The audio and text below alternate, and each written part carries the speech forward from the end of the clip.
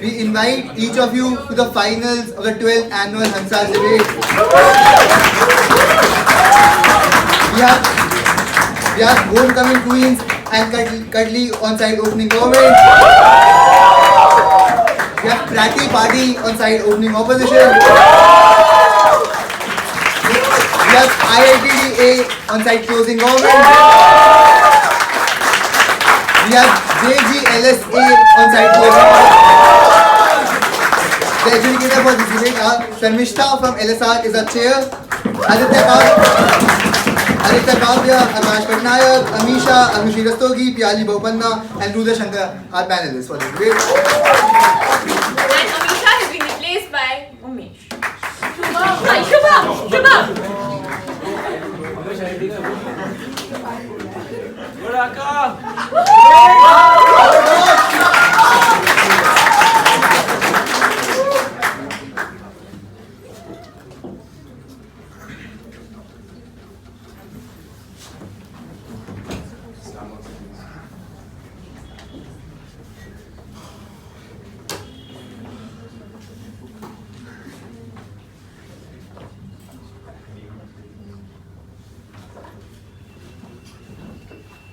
Madam Speaker, we believe this debate is largely about how behaviors are formed and how most of these behaviors in a community tend to break through while people are being given incentives to break through out of them.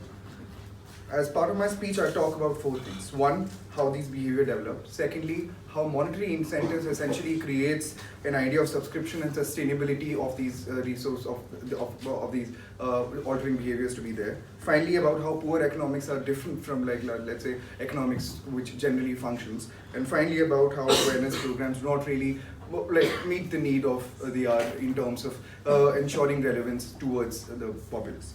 So to start with, we need to understand what kind of behaviors we're talking about. We're talking about behaviors like people not going to vote, people not allowing in a Brahmin colony for Muslims to enter and rent a house, people not allowing their daughters to go and study in a school and keeping them at home. And hence, what we see as a subset or a commonality in all of these behaviors is that there is a reinforcement mechanism which is at place for most of the kind of behavior that at large hurts a particular community or what we want to fight against. We believe that this reinforcing mechanism within a community is even more stronger, especially when you're talking about poorer communities, because they are dependent on the community on the community for their sustenance. They're dependent on them in terms of how they want to go about things. We believe that in this particular instance, the biggest challenge which comes in front of the policymakers is to ensure the relevance of a particular issue at the very first place to alter these behaviors. We believe that all of these behaviors get normalized over the years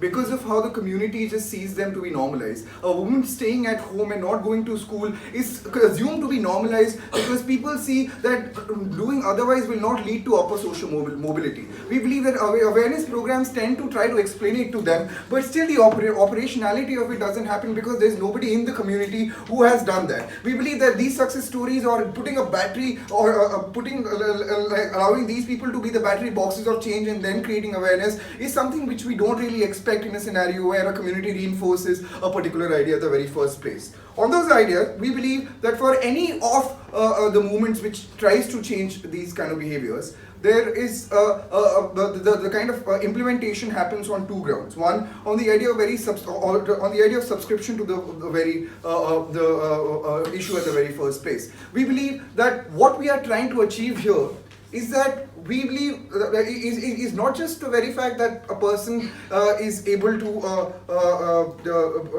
let's say not have that kind of behavior, but also to sustain that kind of behavior over a longer period of time. And hence what we believe is that the moment you as a part of the community are given some amount of money to send your daughter to school and you'll be paid 1 lakh rupees of money, it essentially allows you to justify it to your community that, well, I am doing this behavior which is different from most of the kind of behavior well because I want to do better in the society. And hence what we believe is that most of the awareness programs who are being just trying to educate a certain populace tries to not really uplift them, and hence the idea of an elite explanation comes into place in terms of how your behavior is flawed and something needs to be changed also comes into place. We essentially see that as a problem with awareness programs in the way they have a top-down approach in terms of making people take any incentive or any chance to go ahead and do something. But more on poor economics. We believe that in most of the situations, the idea of choice made by the poor communities is on the micro-conception of self-preservation, is on the idea of social mobility. And we believe that on these ideas, what becomes most important is that a kind of dole out allows these people to get subscription to a certain issue which they were not even open to hearing because there was no safety net or community essentially allowing them to engage at that place. We believe that this kind of subscription is extremely important because it allows people to engage maybe not at the issue of countering patriarchy, but at the issue of countering in the way patriarchy gets operationalized in the society. So which is to say that when we talk about altering behaviors like racism or altering behaviors like just being communal or sexist, we talk about long-term change by changing the operationality of it, because we believe the operationality of it sometimes reinforce the very problem which is at place. But more than that, what we see is that the kind of monetary benefit which directly comes to people allows for communities to accept a particular idea at a larger level too. We believe that this kind of community engagement allows people to not just see some issue as a good issue, and this is to say that the primary engagement is not on the altruism of the good behavior but on the idea of the incentive, and we concede to the idea that it's on the idea of just me getting money. We believe that the operationality of it of changing your behavior rather allows the community to break through to break the reinforcing mechanisms which sort of are at place currently. And more than that, what we are trying to also talk about is that the awareness programs at the very first place do not really meet the demand of creating a relevance or an actor at the very for the very first people, which is to say that in a community which has normalized patriarchy for not sending their daughters out, they don't have an example of anybody going out and doing it. And hence what we believe is that with these awareness programs there is no relevance or there is no kind of actor which a person or an incentive which a person feels that they have in terms of going ahead with something apart from just saying that this is So given that your problem is with something like the structure of patriarchy, how does giving economic incentives fight that structure?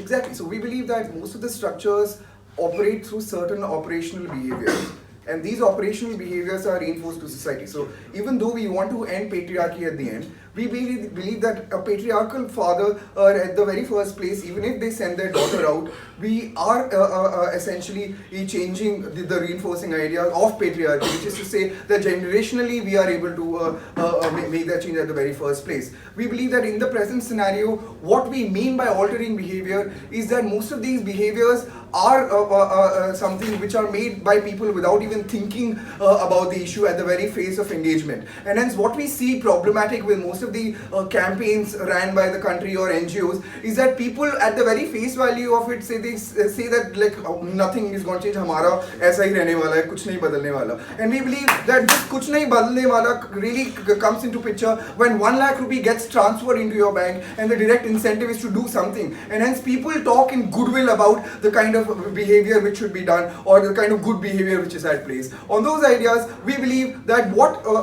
we are trying to do is not to just dole out money, but also to ensure that communities are able to engage with an issue along with subscribing to it.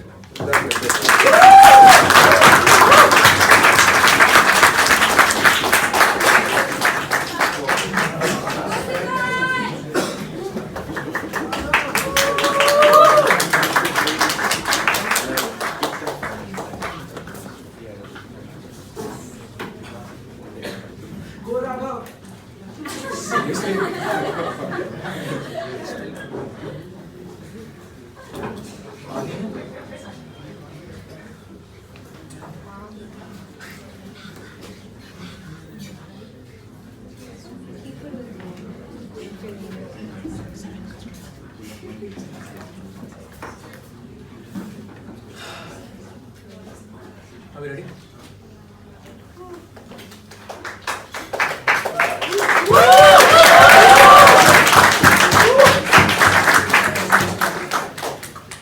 Before I start, just like on the side of Praty Party, we'd like to thank the Orcom core, everyone for a really wholesome fun.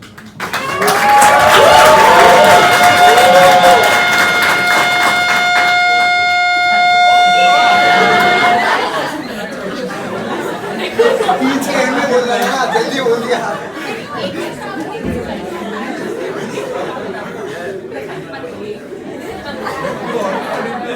Definitely not the feedback.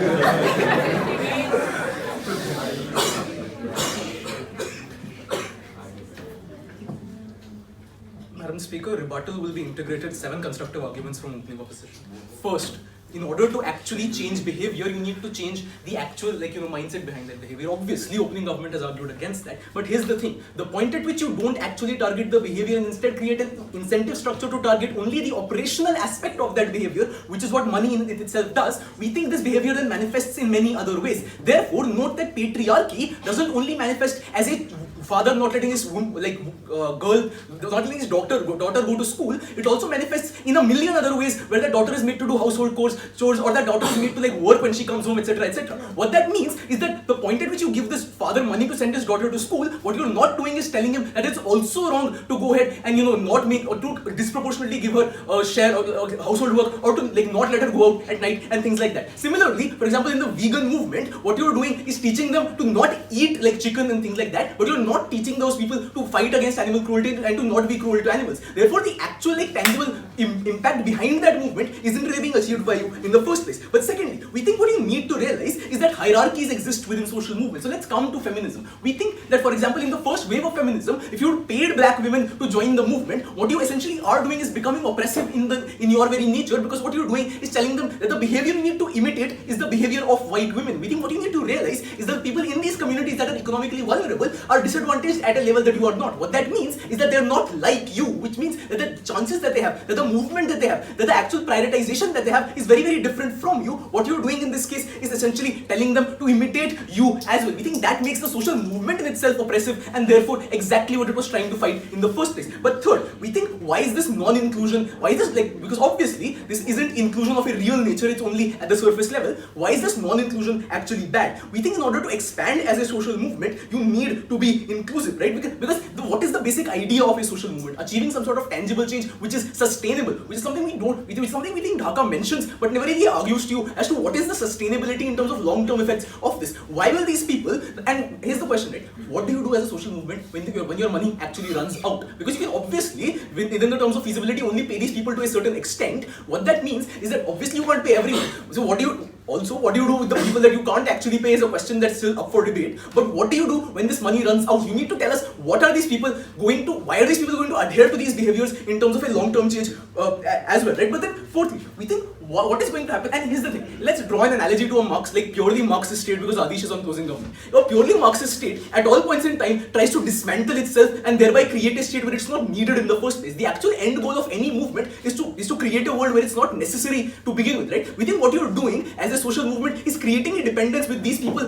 on you, which means you always need to exist for this change to exist, which means that a long-term change, a long-term goal of you not being necessary to this movement anymore goes away, which means that at the end of all of this, how will you create a world where the actual end goals that you have are going to be met? But fifthly, we think in terms of lived experience, and why is lived experience important? To actually expand as a movement and to actually come to your end goals, you need to find a place within your movement for different identities, right? Which is why intersectionality is so important. In terms of intersectionality, here's the thing. We think what you need to do is find a niche of feminism that black women can also adopt to, instead of imposing your brand of white feminism on them. What that means is that the lived experience of these black women, not right now, the lived experience of these black women has to be considered by you as well. We think as a movement, you fail to introspect when you throw money at the problem, instead of actually realizing that the problems that these people have are very, very different from the problems that you actually have. But sixth, we think in terms of expansion as well, we think what you actually need to do in order to, and we'll come to awareness programs in a bit, but we think that you need to engage with the counter narrative, i.e. in order to actually have a constructive discussion about veganism, what you need to do is talk to the people about why the other side is so very bad, right? We think what you don't do is foster that sort of constructive discussion, which would actually lead to some sort of long-term change. In terms of engagement with a counter-narrative, we don't really understand why that engagement happens on their side as well, right? We think that engagement is exclusive when you have an awareness program. But here's the thing, and let's come to awareness programs and let's identify all the problems that Dhaka has talked about in terms of awareness programs, right? They think,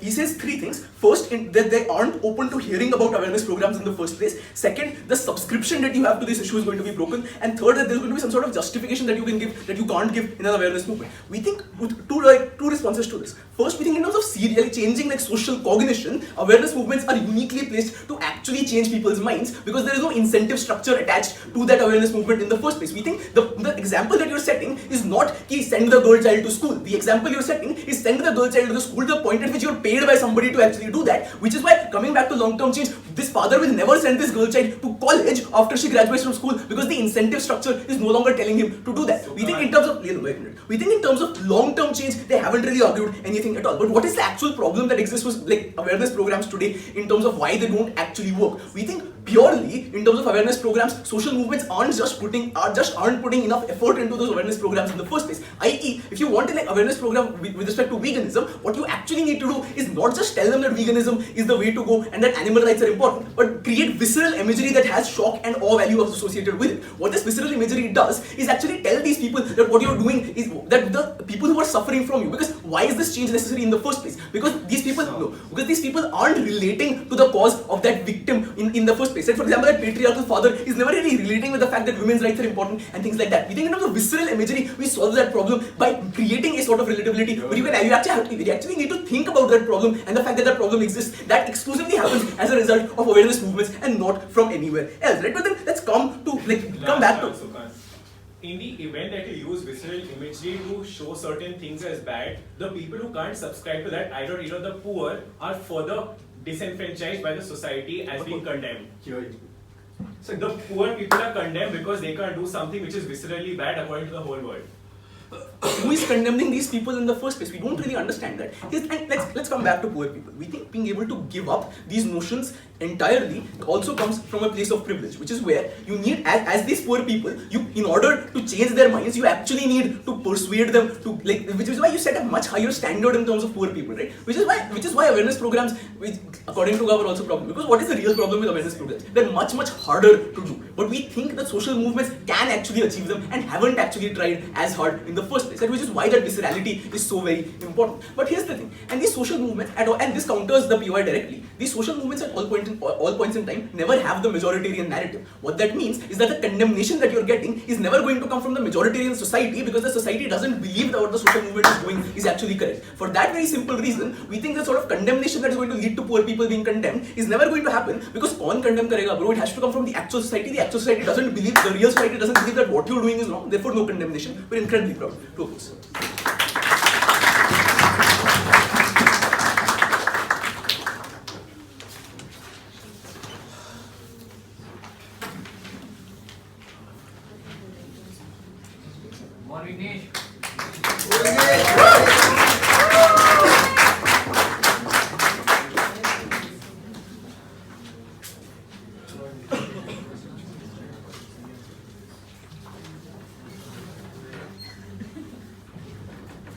Someone's phone. No, it's supposed to record. Oh. Now it's recorded, you just saying something. Damn.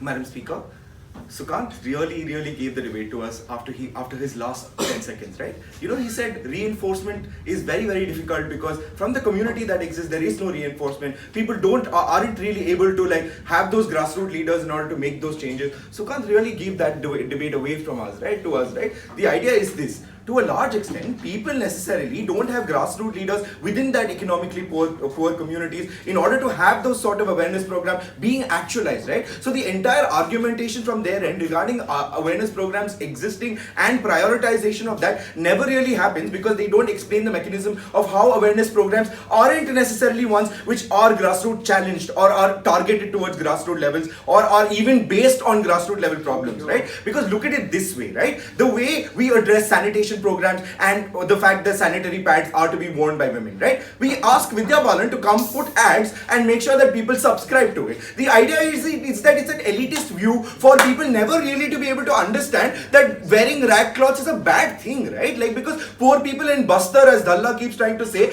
never really have the ability to understand that rag cloths are bad, right? At the point at which you have these sort of individuals never really subscribing to it, there are two possible outcomes, right? The first problem with awareness programs in and of itself is that the majoritarian view that he says it's not from actually is the one which is being imposed in terms of the way these sort of programs are being conducted, right? Let's look at two ways how it goes. In terms of family planning, right? In terms of sterilization, what necessarily happened in India prior to the family planning movement was necessarily people coming out and telling people, listen, you have to start sterilizing because our population is increasing. No poor person gives a damn because he's able to have multiple children and therefore feed his family because he can use child labor as an excuse, right? That's the thing, right? And at the other side, when you have the family planning movement come into place, where people are now paid with rice, with bananas, as well as money in order to get sterilized, you have the ability to say that population growth has at least come down significantly compared to what it could have been if we didn't have this movement, right? That's the difference, right? The ability for movements to act, for awareness programs to actually work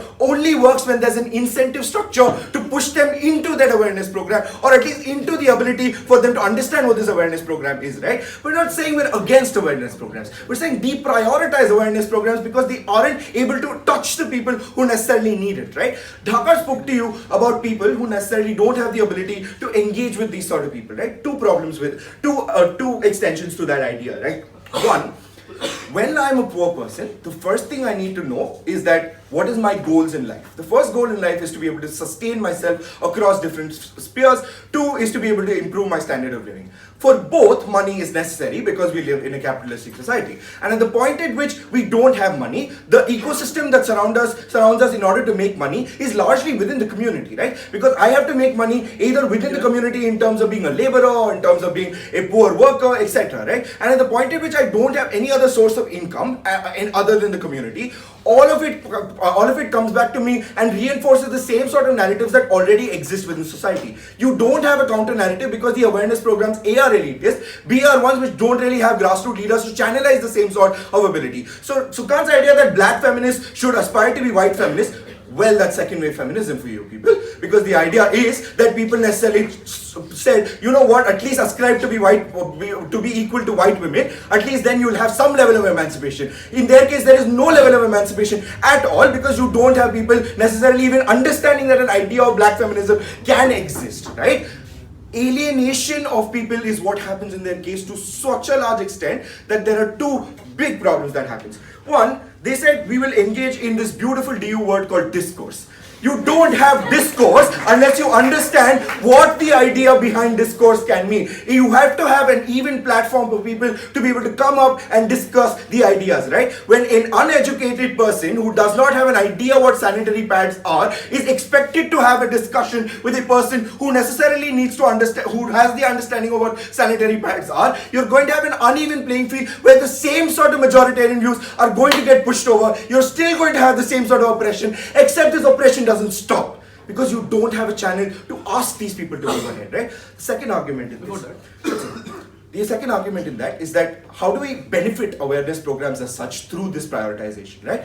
The moment I pay individuals in order to take up sterilization, what I'm necessary, or education for that matter, what I'm doing is I may not be able to break patriarchy as a whole, like in some magical wand wish I wanted to, right? But what I will be able to do is two things. One, I will be able to make a girl child go to school. That's the primary motive. In their case, that doesn't happen. In their case, there is no way that an awareness program is going to make sure this happens. 70 years of independence hasn't done it. We're not going to see that happen even now, right? The second thing that works in our favor is in terms of the prioritization. How does prioritization work, right? The moment I send this kid to school, what I necessarily see is this kid is this kid doing things to that parent, saying that I like going to school or something like that, or even better, let's take the worst case from our side, wherein like this father remains patriarchal, ask this kid to continuously like do household work also. What happens then? We still have a kid who's going to go to school and we will still incentivize them by paying them to go to university if we can. If that girl still is able to get some sort of training to be able to be self-sustaining and still better off, what that does is that there is a pride in a parent, when you see the eyes of a parent who sees that their girl child or son does well in the family, has the ability to show that I am better off than what my father was, and then that father can proudly bring that community through, we think it's great. But go. Do you have any argument for long-term sustainability? Except Oh yeah, better on the comparative? I'm coming to that. Sorry, thanks. Sustainability. How do we ensure sustainability? Which is what I was coming to. Thank you, Sukant. The idea is this, right? The moment I have this proud father telling everyone else that देखो मेरी बेटी को कहाँ जा रही है, घर जा रही है, like she's going to work, right? And at the point at which you see that pride in a parent, when you see that community necessarily growing a leader because that father who was patriarchal is able to be proud about having a girl child going to school, we think that is a far greater change than anything else, right? And at the point at which like we have this sort of movement go through, you see multiple individuals who may not be that patriarchal, you may not have the sarpanch kid go to school, but you may at least have someone who's his neighbor go to school. You may have at least one more person go to school. That's better, right? In a world where we have awareness programs, where people just are being told what is to be done, versus in this case, bhai paisa de do, it's fine, paisa jane do. But the idea is this, at least then, the world will be better off with more girl children going from our side. Their side has no alternative other than status quo. If they can prove otherwise, they might win, otherwise they don't.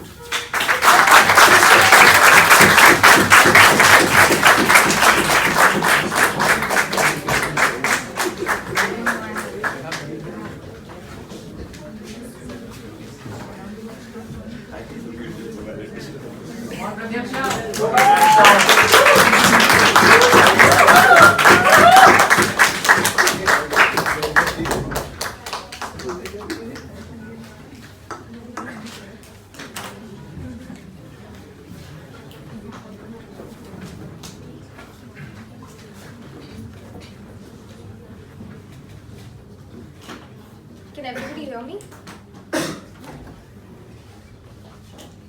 The point at which a father educates his girl child, and this person, like this girl child, comes out of school, and in the outside world there are still things like the wage gap to counter. The second this like girl child can't earn as much as she would out of dowry is the point at which this parent no longer has any incentive to be proud and think, hello, I have broken out of the shackles of patriarchy, and has incentive to marry her off anyway, right? Which is the kind of problem we identify with opening opposition's case, aside from the fact that they don't engage with a lot of constructive matter that we give you. But here's why we think that social awareness only like is the only sort of way out of this, space, because on their side of the house there is no incentive for this movement to engage with the lived realities of people they can't understand. Which is to say that the second you're unable to understand the concerns of, say, a deprived, vulnerable group, is when you as a movement have to find a feminism that works for them. You as a movement have to find a framework where your morals are not compromised but they are also accommodated, something that we don't think happens on their side of the house, because you can keep throwing money at this woman as long as you have money, and the second it's exhausted, you have no incentive to accommodate the challenges she goes through, which brings us to that idea that sustenance is always the primary goal for poor people. We think the second that sustenance is again like in a space where you're no longer paying them, and that sustenance is again in conflict with the kind of lifestyle you're promoting through your social movement, is when they're gonna go back to that lifestyle, right? What do I mean by this? You can pay someone to go vegan for a while. The second you stop paying them to go vegan is when they realize that actually going vegan is like very, very expensive, come back to their material realities and be forced to do that, which is why we think they literally don't give you a case in this debate that can stand, and they use the word sustainability without qualifying it for you in any way. What do we think we bring to the table that they don't engage with, right? We think that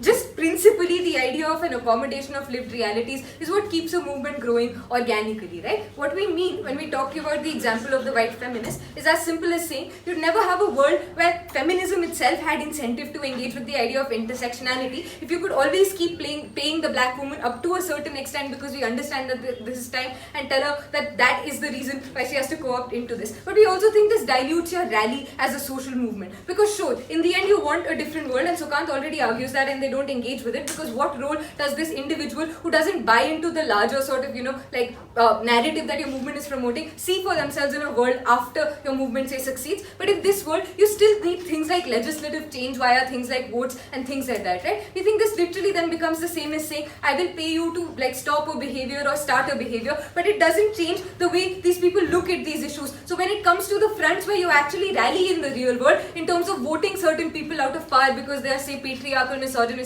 things things like that. In terms of these people showing up, the next time you protest a different patriarchal behavior, we think on that numerical front, also you can't like keep paying these people to fight your fight at every front, and we don't think they start voting according to like whatever kind of social cognition you're trying to imbibe in them, right? On that level alone, we don't think they prove to you some kind of a numerical value to their rally either, right? But we also tell you that this idea of a justification that is based on the fact that you're getting money, again, also expires the second you stop getting that money, which is when this person, even in a hypothetical scenario where say they magically like became non-patriarchal, something that they have to prove to you and haven't, also loses the validity to explain why they're going to go ahead and send this woman to school. That is when we think the community puts them back in a place where they're shackled to the same exact realities. We don't think the transmission of these realities happens the way they tell you, right? We don't think it's about reinforcement mechanisms only. We think the reinforcement mechanism is the community telling you over and over again that a certain like idea is right and a certain like idea is not wrong, right? We tell you until you engage with a community structure where you're literally like sitting in villages where elderly men are telling you over and over again not to send your daughter to school, and that engagement only happens the point at which you understand and you evolve your discourse within your movement enough to accommodate that person. The moment at which you're able to say that there is some kind of an incentive for you to do this as someone from a completely different like lived reality, someone with not that much privilege, is when you get to a point where you can actually engage at all, right? And we think that point doesn't come about the second the movement internally doesn't have incentive to accommodate these people. Yeah. How do you convince a sarpanch who has no idea what sanitary pads are? Yeah, exactly. You don't have any incentive to convince the sarpanch that sanitary health is something he should care about until you find a way to break it down into his language, until you explain to him what he's like losing out on or what his responsibilities are in society or why this is something that also impacts him, right? Because we tell you maybe you will keep paying the sarpanch to have like whatever sanitary health camps and stuff for a while, but this person will never go out and join a protest that talks about like women's reproductive rights. This is not someone who will go and look at like a political agenda with a party and say that I support this one because they have better like models for women's health and things like that, right? We tell you in that sense, sustainability is not just about like ideologically altering these people, but also at what point they stop supporting you. We also think this is going to have a larger harm, right? We think that if all movements resort to this model, you're going to be in a situation where certain movements have more capital than other movements. We think you're going to create a space wherein the movement that can pay you the most or can pay you at that point in time is the only movement you affiliate with. We don't think you're creating citizenry that understands what you're trying to grapple with. We don't think you're creating citizenry that has a political voice as you go forward, and we think that literally doesn't serve your own end of having some kind of policy changes and things like that. We also think you're literally telling movements that you need to like amass all your resources and go ahead and channel them and start like literally bartering with people in terms of being the person who can give them the most money, and we think at that point they have even lesser incentive to engage with any of these movements, right? Because they think that whoever pays you more is right, and we don't think that's a scenario where you're able to bring about the kind of emancipation that you need to, right? We think that in that case, this debate is simple. Where is there some kind of scope to make discourse something that people can enter and things like that? We don't think discourse is just a new word in this debate. We think you literally not talk about things when you're being paid to do them. We think you have no incentive to buy into like the larger idea behind them. We think you'll just say, oh, I sent my daughter to school because I'm being paid. We think at that point you don't recognize why it's wrong to not send your daughter to school, and no one in your community has incentive to listen to you. But even outside of this geographical space, we don't think you're expanding to a global front where you can explain to poor people why all their daughters need to go to school. We think at that point your movement literally stops like including more people in it. You are losing numerically, and of course you're compromising ideologically because you've become the same kind of oppressive structure that you didn't want to. We think this also draws in criticism from other people, like in terms of within the movement, like outside of the movement, because you are also becoming like an oppressive structure and an obvious act. We think the scope you have then to lose like allies, to lose people who rely on you to be say a moral voice, the moral high ground you have through which you can convince people by saying, look, the patriarchy is very, very bad because it oppresses you, but I am good, I am the better alternative because I have that moral high ground, and generating some kind of goodwill or having a stake in society wherein you can see these things also goes away. The second someone has the right to say that you are a movement that literally has to pay people to go ahead and sort of buy into your narrative, why should anybody else buy into that narrative either, right? We think that for all these reasons, there is no way that this leads to a larger sustainable change, but even at the grassroots, we think you only reach the grassroots if you have incentive to, which is why we're proud to oppose.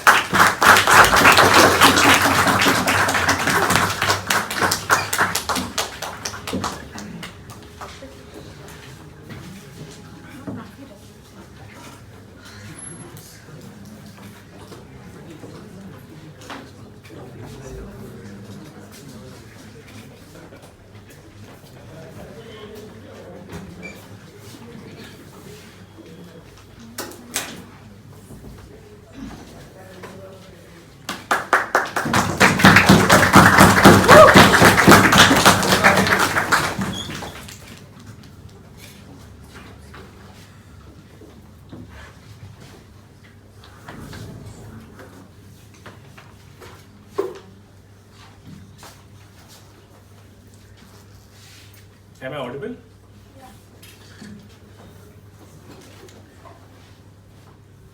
Discourse, sustainability are privileged concepts, and that is where we begin this debate. Three extensions from side closing government. First, we talk about the principled nature of this idea of these poor people and of movements. Second, we talk about what effectively is this entire society constructed of, and not just of these poor people, but also of, say, rich people in rural areas or other parts of society which may not necessarily be poor, and how it affects them. And third is how the larger narrative at the media level, through media and through social media, leads to the kind of outcomes that is something that opening government has not really managed to prove in this debate so far. Right? On the idea of principle, we think it is important to effectively repay poor people for being part of a movement in itself. We think movements are inherently disruptive, and we think that the disruption affects poor people the most. We think when poor people have to change the way they do their agriculture to incorporate sustainable practices, maybe a rich farmer might be able to do that, though he doesn't see an incentive to do that, but a poor farmer, even if you show him an incentive to do that, cannot simply do that. We think, for example, or for example, we think there are so many things like, say, coal workers, etc., etc. We think their livelihoods depend on a certain outcome of doing some form of labor, etc. We think that necessarily requires a monetary compensation in the first place in order to change the ways of their life, right? And we think it is on a principle level a justification to pay the money irrespective of giving any sort of advertising campaign or not, right?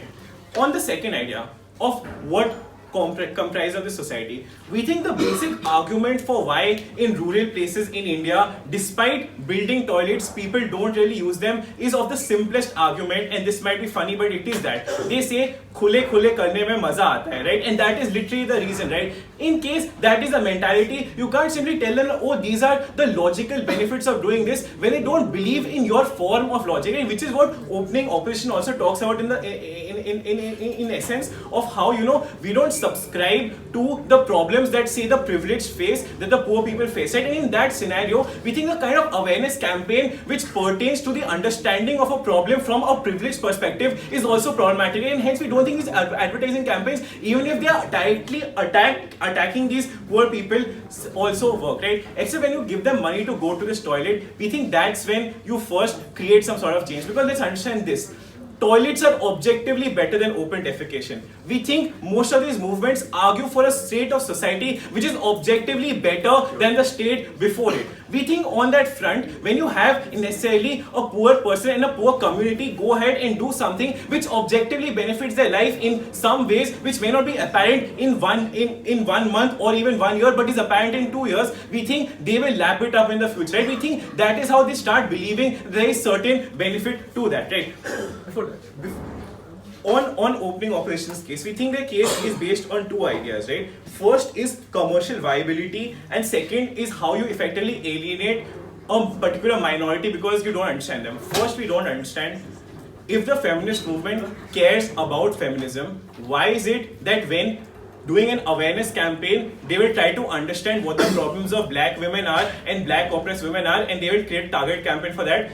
But when in our model on the comparative, when we are paying these black women to go ahead and do some particular action, why will we force them to do whatever we want as white privileged women, right? If the feminist movement has any ounce of respectability and integrity, they will necessarily care about all sections and all stakeholders of society within the ambit of that movement, right? And we aren't arguing this motion from the perspective of a shithole movement which does not want to do any good to greater society, or a movement which doesn't care about the most vulnerable people in the society. Because understand this, debates happen in a scenario where where the movement cares about the most vulnerable section of society, right? On the idea of commercial viability, we think and here is where the third extension on our side starts to come up, right? Firstly, on the ideas of how in society you have rich people or you have certain privileged people who don't adhere to the ideals of one particular movement, right?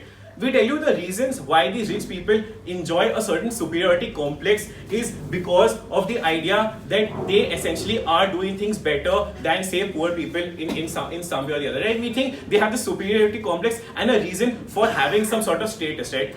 when they necessarily see poor people going ahead and taking on certain different mechanisms or certain different ideas or doing certain other things which through the money of this movement, etc., come into play, and they see that these people are now thriving in some particular fashion, right? So, for example, if we see a poor farmer starting to practice some form of sustainable agriculture or starting to practice like proper usage of toilets, and they see that, and they see some objective good coming out of that, either through the ideas of pride of opening government, or even through the ideas of actual direct tangible impacts of not having diseases due to open defecation, etc. We think these rich people necessarily now see that these poor people are doing something better than them. We think that hurts their superiority complex and their status in the most significant way, and that creates reason for them to change. But more importantly, on the idea of media, right? We think media loves covering underdog stories, right? We think media loves covering and romanticizing the ideas of some unexpected event happening, right? We tell you the moment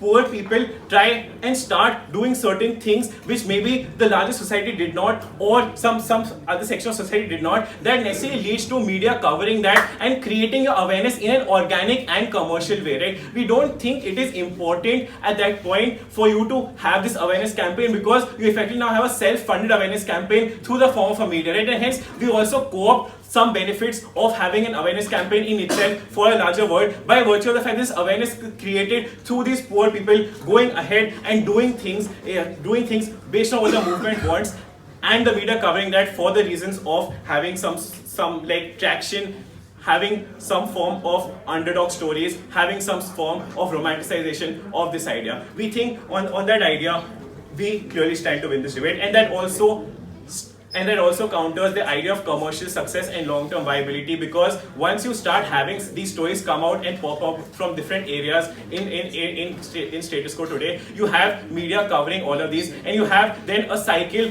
of information, etc., going on in society. You have people talking about it in social media. We think something as simple as a Chipko movement is still spoken about today in social media. We have no reason to see why these underdog stories will not be spoken about for time immemorial. We think all of these benefits will happen. We've told you 3 basic extensions. We've analyzed a new stakeholder in this debate. We've told you how society at large is more viable for change. We've told you on a principle level why it is important for us to pay reparations in respect of awareness. For all these reasons, we think CG clearly stands to win this debate.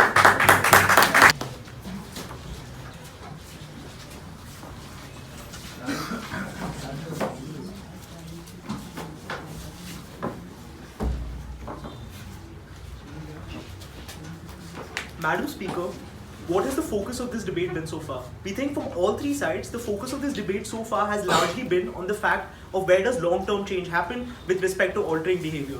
We believe that in doing this and focusing on the debate in this way, they leave out the most important part of the motion, which is what closing opposition is going to focus on, which is essentially where are social movements best placed to effectuate change across societies. And given that our extension is that, and what does our extension necessarily become? Our extension is twofold in this debate. The beginning of our extension is the fact that the moment you go ahead and do what government wants, you irreversibly change how social movements are perceived in society and how they can position themselves in society. And the second part of our extension becomes that where best you create a mechanism to prove to people that adopting progressive values self-perpetuates benefits across societies, and there is value to you biting the bullet in the short term even if you think it's harmful, because over time this will create value for you in the way that you define value yourselves, being an economically vulnerable group. But a couple of things that build into our extension in terms of framing. We believe in terms of framing, what is important to understand is that with respect to social movements, there are 3 important stakeholders in this debate. The first being the social movements themselves and how they want to create change across various policies across time. They're not going to be focused on one issue. The second is going to be the fact that poor people are an extremely important stakeholder, and how we look at them and how we treat them and in ways in which we dehumanize them are extremely important to this debate. And thirdly, on the idea of the rest of society and where are social movements better placed to make them change their ways of life as well. But firstly, on the idea with respect to our extension on social movements, right? We believe that where we differentiate ourselves from our opening is that they are focused largely on the economics of social movements and how lack of capital might be a problem. Towards the end, they come and tell you that social movements also need moral high ground. But there's no analysis to that, and we are going to tell you how moral high ground works into this debate and why moral high ground is necessary for social movement to effectuate change, right? But firstly, where does our extension begin? Our extension begins at the point where the narrative around social movements in a lot of developing countries is that they are here to impose foreign values on you at your own cost, right? They are here to tell you that, oh, you should live your life in a better way because we know how you should be living your life, because we have better ways of living life. What happens in this debate, essentially the moment they start giving money and prioritizing this sort of economic expenditure, is that we create a specter of colonialism. You create a specter of colonialism simply because now you're putting this poor person at a point of a trade-off, right? Because understand that the poor person goes through material economic deprivation at every single point in their life. You give them a way out of that deprivation at the cost of changing their way of life and changing things that they hold dear to themselves and changing things that they seem to prioritize in their life, whatever the issue may be. We believe at that point in time, what you end up necessarily doing is that you put them in a point where they either make this choice and say that yes, I need the money so I'll do it, where they don't internalize the value of the change in itself, and there is an external imposition that feeds into the fact that we are being externally told to change our lives. But also secondly, what tends to happen is that you're telling them to change their lives on your terms as opposed to their own. You're not telling them that you should change your lives because our progressive values within your society add benefit to your life in the way you see it, right? And we believe that's where we significantly differ from everyone in this debate. Very simply through a comparative, what do I mean? By virtue of a comparative, consider Vignesh's best case, right? That one girl going to school and that one girl then being this conduit for benefits that will flow out of this.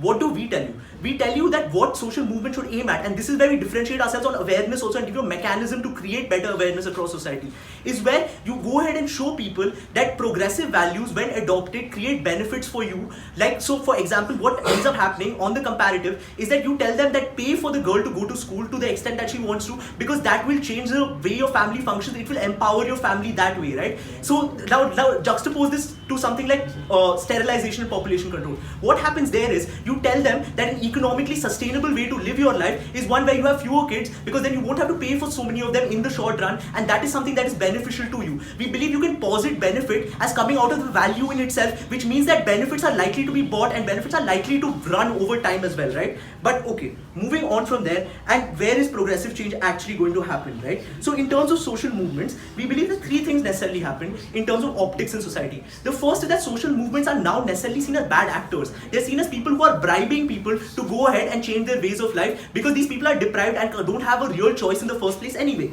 But secondly, what happens is that there is a loss of mileage in the short term in terms of these people also who support them. So for example, in your rural community, you will have a few people on the ground who will do door-to-door work for your social movement and who will tell other people and inform them to the value of something like sanitary pads. We believe that the moment these people have to go and tell people that, oh, do it because we are giving you money, is when they get disincentivized from the sort of morality that plays into this and why they're fighting for progressive values in the first place, right? And that brings us to an extension of progressive values and what progressive values stand for in society. We believe that the moment you start externally imposing progressive values, they aren't that progressive anymore, right? They aren't that progressive anymore because you require people to be forced into adopting them. But also, what is the signaling effect that this has on the rest of society, and why is this particularly important? The signaling effect that this sort of policy has on the rest of society is that rich people are empowered enough to decide when progressive values are necessary in order to create change, but poor people don't deserve that choice, right? Poor people can be told to bite the bullet because they're stupid and they're uninformed about the world. You're building into perceptions that already exist and already devalue and dehumanize these people uniquely by virtue of their move. But also, moving on from there, I'll take your question before. When social movements necessarily are incompatible in the way they approach them, i.e. being elitist in the way they tell you that sanitary pads are necessary for you, at what point do you expect social movements to even start affecting grassroots people?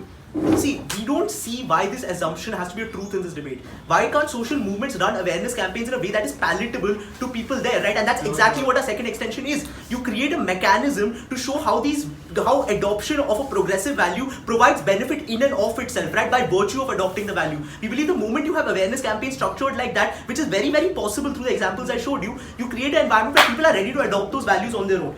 Okay, but 3 points of rebuttal to Gov Bench, right? Firstly, on this idea, on this principle of repaying them, we believe that you have to juxtapose this with the comparative that we give you, which is with respect to how progressive values pay for themselves, right? Because understand the long-term goal in this debate. The long-term goal in this debate is a world where social movements show that progressive values are self-perpetuating, hence they don't need to exist, like social movements themselves don't need to exist in the future because people will adopt values themselves that provide progression to society and progression to people who are oppressed. We believe that given that that is the long-term sort of goal in this debate, you need to juxtapose everything in terms of what allows you to attain that goal quicker and in a better, more sustainable manner, right? Also, what is necessary to focus on, apart from things like objectively better, right? And like when they tell you that we will frame progressive values as objectively better, but you need to frame it in a way that it's objectively better for them, right? It's objectively better to the ways that they live their lives and the ways that they are comfortable living their lives with. We believe that that sort of framing is extremely possible and is only likely on our side when you deprioritize like bribing them, essentially. But what do I ask from you, panel? I asked from you to focus on the heart of this debate, which is the trade-off that that poor person now has to make with respect to a policy on sterilization, when he has to decide to get a vasectomy because he needs to pay for his daughter's education. We believe that this is where you have to understand that economically deprived people are not being given a choice. Every single human being deserves a choice. Extremely proud to report.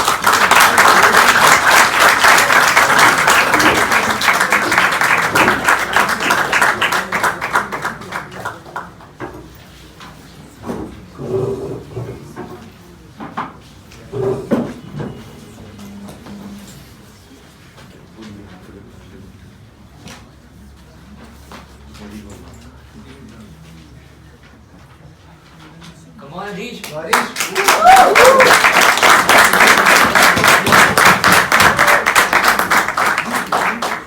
Make it go bench. IITD represent.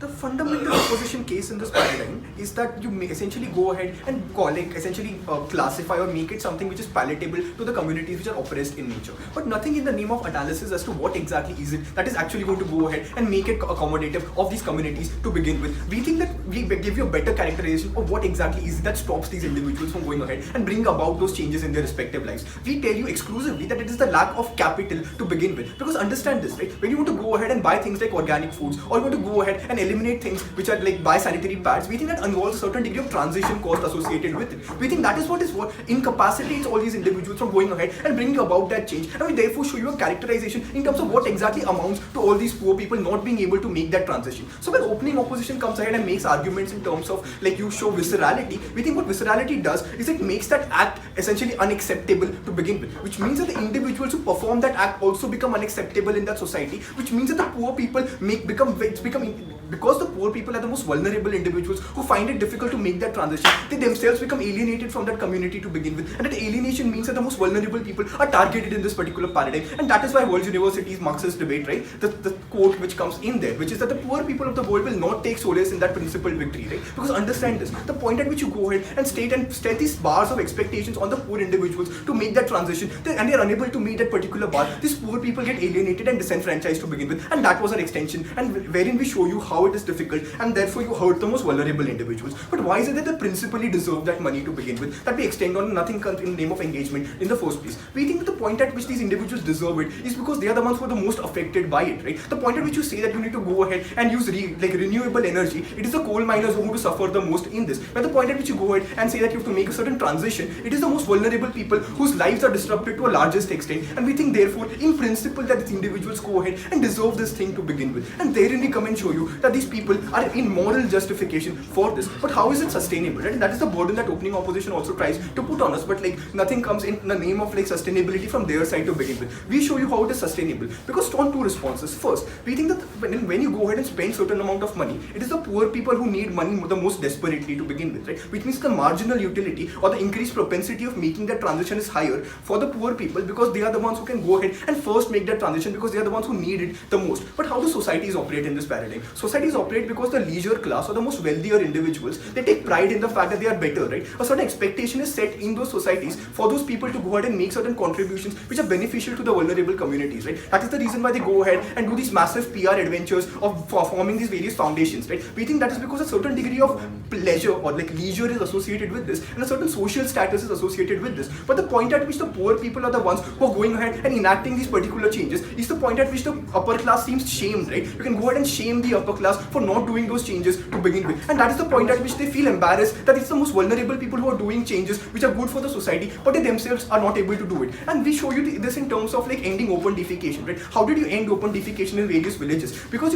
you first target the poor individuals, right? The NGOs went ahead and built all those toilets for the poor individuals first, and then you shame the wealthier people for not adopting a practice which even the poor individuals went ahead and adopted it to begin with. That shaming is something which is required for the rich people and the other classes to go ahead and enact changes into their own co-op mechanisms. That even there would come and tell you that the ego and the self-prestige which these higher upper echelons of the society have is something which gets hurt in this particular paradigm, and then you ask them to make that change. That change becomes more organic, more long-lasting, and more normalized in this particular paradigm. Sit down, Sika. And therefore we come and argue that this benefit is something which is far more long-lasting to begin with. But how exactly does this benefit propagate itself? We think the media, because as Sahil already told you, the underdog stories is something which sell, right? So media goes ahead and romanticizes these acts, shows how poor people are going ahead and co-opting this, and how this NGO is helping them to do so. We think this romanticization brings with it a certain positive perception, and this positive perception is a publicity which does not require any capital to begin with, and this publicity is long-lasting because the media has an incentive to go ahead and show this in form of a romanticized fashion. We think this market incentive that media possesses is something that comes exclusively on our side of the house. Before that, Abhishek.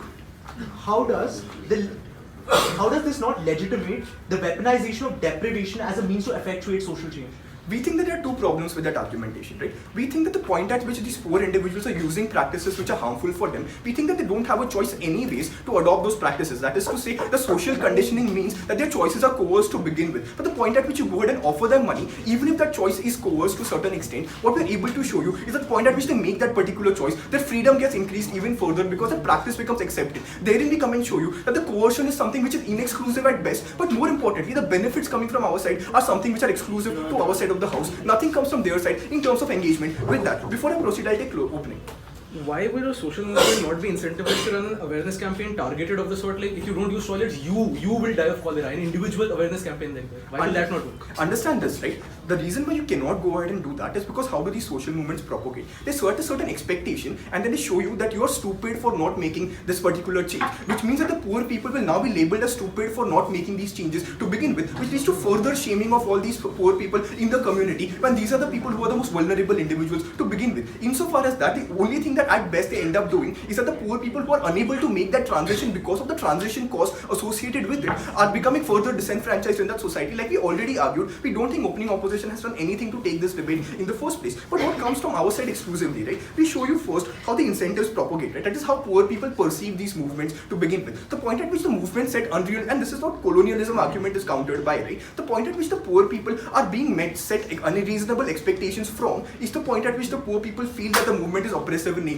That is to say, the oppressive perception of the movement stems from the unreachability of that particular act to begin with. The point at which you go ahead and provide them with the capital and make that transition acceptable and more attainable for the poor individuals is the point at which the movement becomes more acceptable to begin with, which means that the perception of the movement to be colonial in nature is something which gets facilitated in this particular paradigm, because now the poor people no longer look down upon these kind of movements. That is to say, the people like coal miners who elected Donald Trump don't look down upon the climate change movement because they're provided with that capital which they felt the climate change movement was depriving them of, right? And that is the point at which we draw distinction from opening half as well, because in our paradigm we show you that its movement becomes more acceptable to the poor people who feel that the movement is oppressive to them in the first place, and we therein come and show you a tangible benefit in terms of the poor people. So let's do a simple stakeholder analysis, right? The movement itself gains traction, gets media attention, and it's more efficient in terms of the transition happening to begin with. The society makes a downward transition because the rich people get shamed for not doing things which the poor people are doing, which means that the social status of the rich are at stake, which means that the upper classes will now go ahead and follow up on all these movements. In terms of the poor people, they no longer feel that the climate change movement is oppressive in nature. In terms of the society, they no longer feel that the poor individuals are the people who are culpable of the crimes that they're doing, and that they're more sympathetic to begin with, which means that the poor people make those transitions. We think all the stakeholders are fundamentally benefited, and those have been our extensions. For all these reasons, we're incredibly proud to be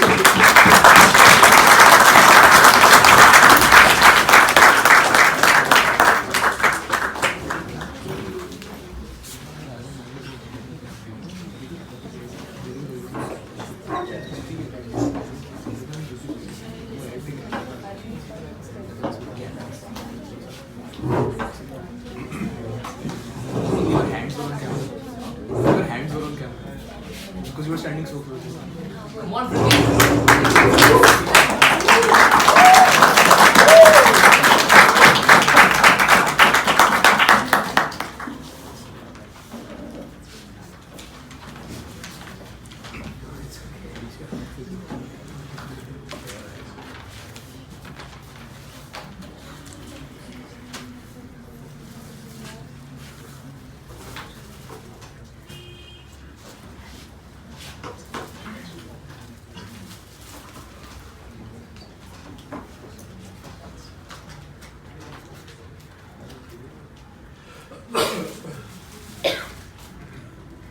panel, let's ground this debate into actually what it's about, right? This is a strategic choice as a social movement wherein do you affect the most amount of change in the real world, i.e. wherein do you get the maximum amount of traction with the minimum amount of backlash as well as the longest lasting change that you achieve on the ground level.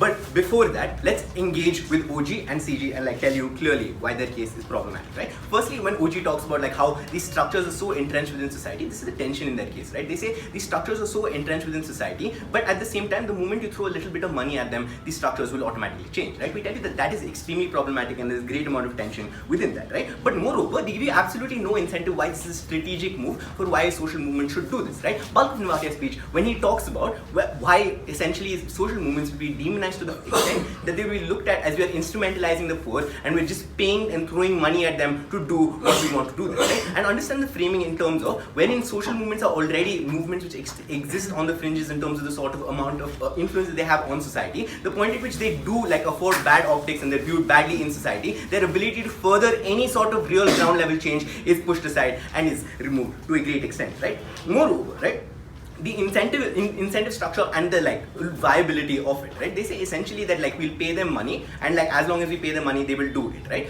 But the fact of the matter is, the moment you pay them money to do a particular thing, they're not doing it because like sending your girl child to school is innately a good thing. They're doing it because you're getting money for like sending your girl child to school, and that is inherently problematic, right? And why in the long term this is so problematic? Because the moment this social stuff and the moment this money stops, and this is where like being a social movement, having a limited amount of capital and having like a limited amount of ability to do certain things gets into play, right? The moment you like stop doing this money, people, and since as by their own analysis that these structures are so entrenched, the moment you do this, people will just simply revert back to it, and we don't think like any sort of long change has achieved, right? On the flip side and on the comparative, right, the moment you spread the information amongst the masses that this sort of life is better for you, i.e. the moment you adopt said practices and then in the long term your life will be improved, then significantly like your life will improve, and we think that is like incentive enough. And we think moreover, the sort of like hollow change that they advocate for, at the moment that we keep throwing them money and then the change occurs, we think that is innately problematic, right? Moreover, their entire pad example and how like Vidya Balan, etc., right?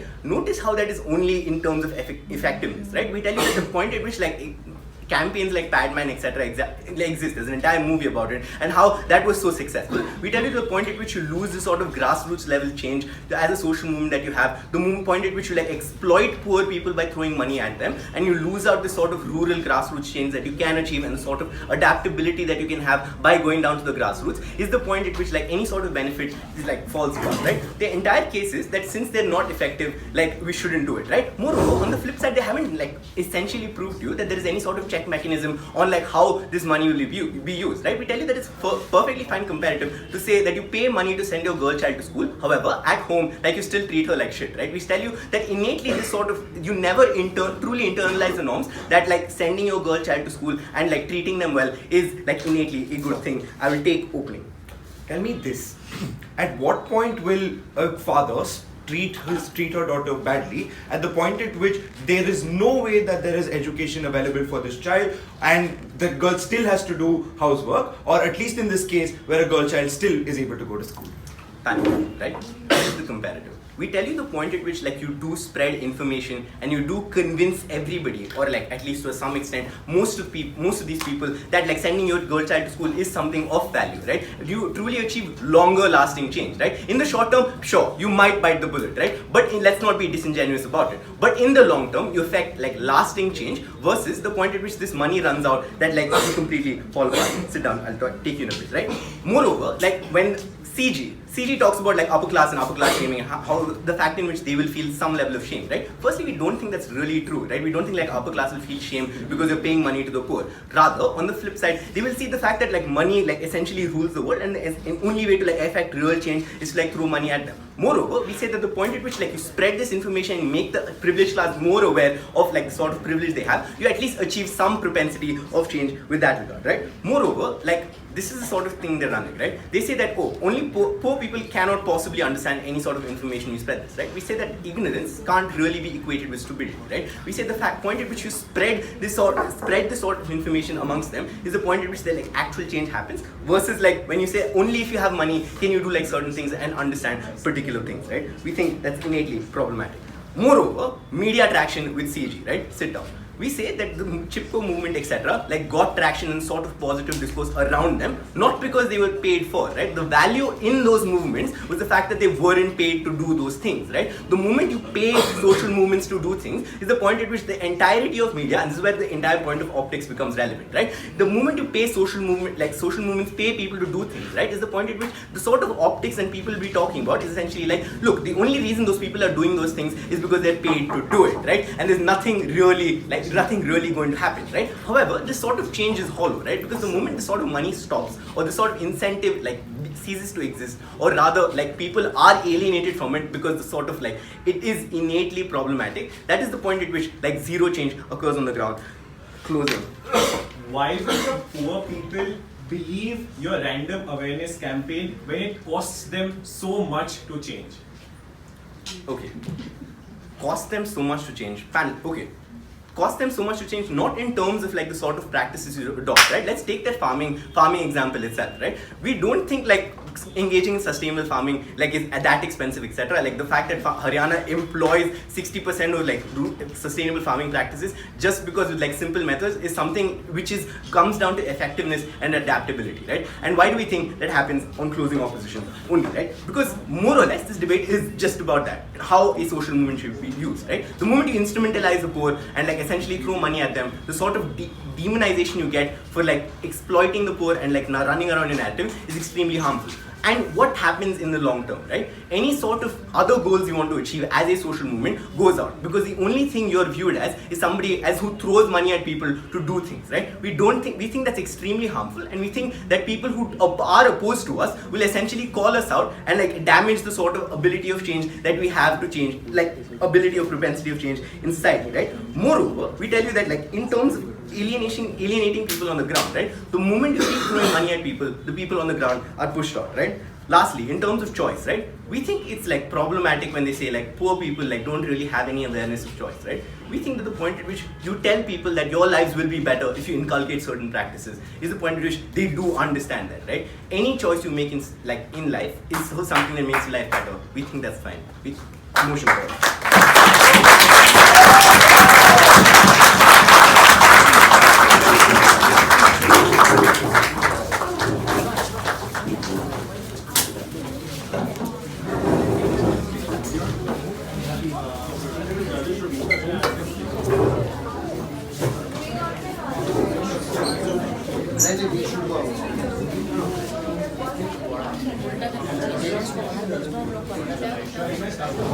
Hey, can the team remain inside only? The panel outside. Only the panel.